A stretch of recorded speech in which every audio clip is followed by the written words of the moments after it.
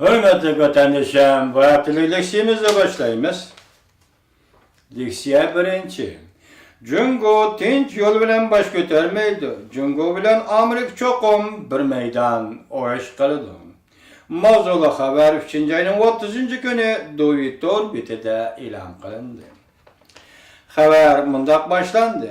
Xalqara mesele boyunca ataklık mutafekkur Amerika Chicago Üniversitesi siyaset ilmi profesörü John Meres Şimir Efendi çoğun devletler siyasının tragediyisi.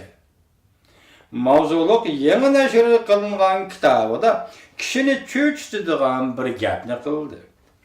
Kitapның yeni mezmunla koşulgan Jungo'ga münasebetlik babı da özünün boranqı iddielerini texmilligirlep şerhilep Amerika bilen Jungo yakın kelgisi bir meydan bexatarlik rekabeti çemberiga içige kirip qalıdı. Hem de ahırda iki devlet o'rtasida urush portlashi mümkün deb hisobladı.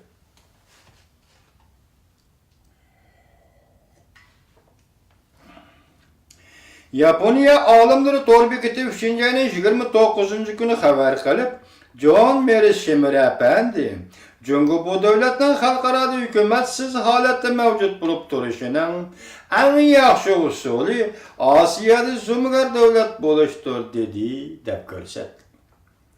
Bu nişanlı işe aşırış için Jungo avval hoşun devletler bilen kuch seliştirmesindeki farkını kemeytiş için tirişçallık körüstüp, rayın dairlik harbiye zomagar devlet kaynını dep hesapladı.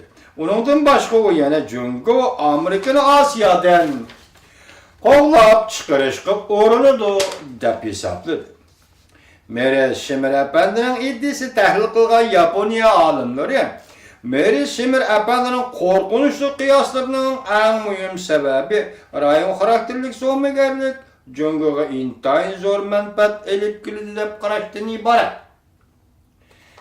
Dovi Torbeti haberini davamlaştırıp mındaq deydi. Meres Şimir Efendi şunun işini deydi ki, çekleş. Jungo'nun rayın karakterlik zomagarlık erişinin aldığını elişten birden bir çağrısı Amerika'nın çekleş siyasıdır.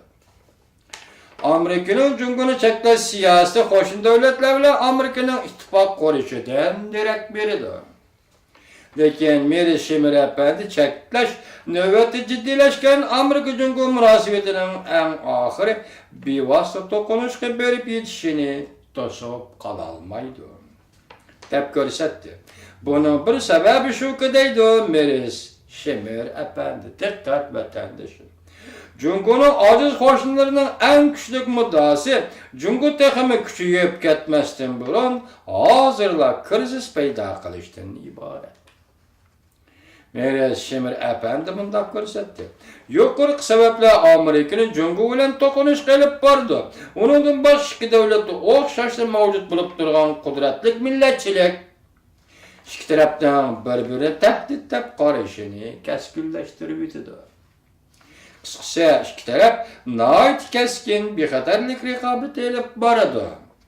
Rekabet Amerika Jungo iki devlet o'rtasida urushqa aylanishi mümkün. Doğrudan doğru aytganda deydi Meres Şimir Efendi, Jungo hergiz tinch yol bilen baş ko'tarmaydi.